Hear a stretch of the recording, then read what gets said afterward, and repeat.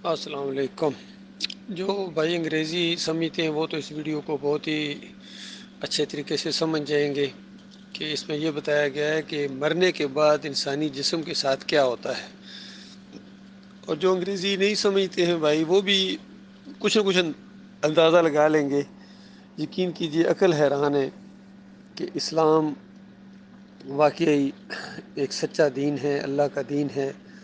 اور نبی علیہ السلام اللہ کے آخری رسول، سچے رسول ہیں۔ اور وہ حدیث جو بتاتی ہے کہ نبی علیہ السلام نے فرمایا کہ کل ابن آدم یاکلہ التراب الا اجن الذنب، آدم کے ہر بچے کو، آدم کے ہر بچے کو مٹی کھاتی ہے، اور سوائے ایک ریڑھ کی ہڈی کا بہت ہی باریک ذرہ ہوتا ہے جو دیکھا بھی نہیں جا سکتا۔ بس اللہ نے چونکہ بتایا ہے، ہمارا ایمان ہے،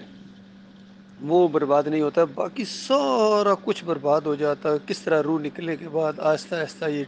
ٹشو سکڑتے ہیں، پھر خون کے ساتھ کیا ہوتا ہے، پھر آہستہ آہستہ اس کے اندر کس طرح بیکٹیریا پیدا ہوتے ہیں،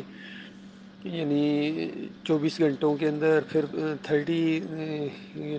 30 گھنٹوں کے اندر کیا کچھ ہوتا ہے۔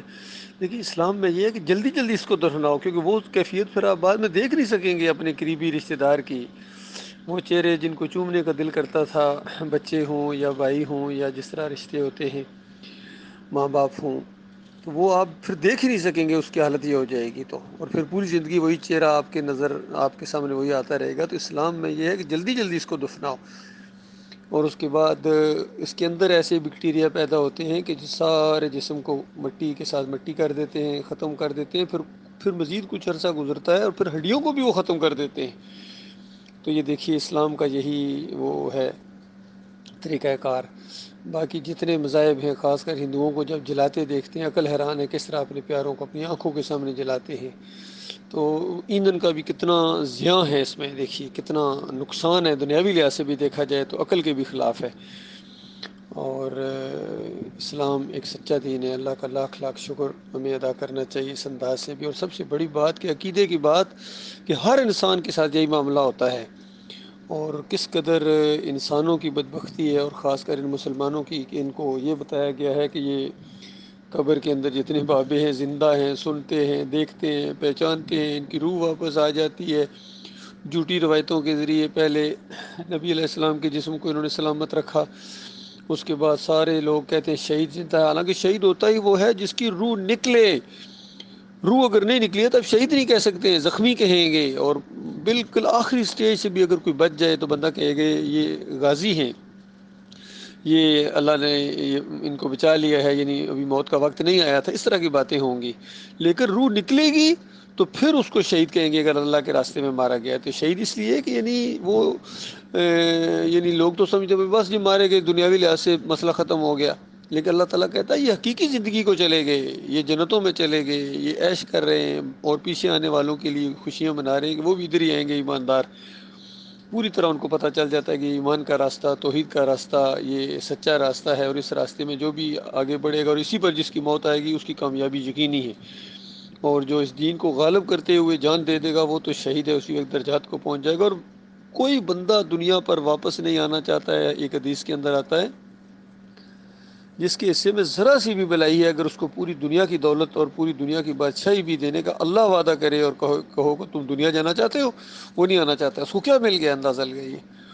اللہ شہید، شہید کہتا میں جانا چاہتا ہوں، اور وہ اس وجہ سے نہیں کہ کوئی دنیاوی کام کرنے کے لیے، گھر والوں کی ملاقات کے لیے،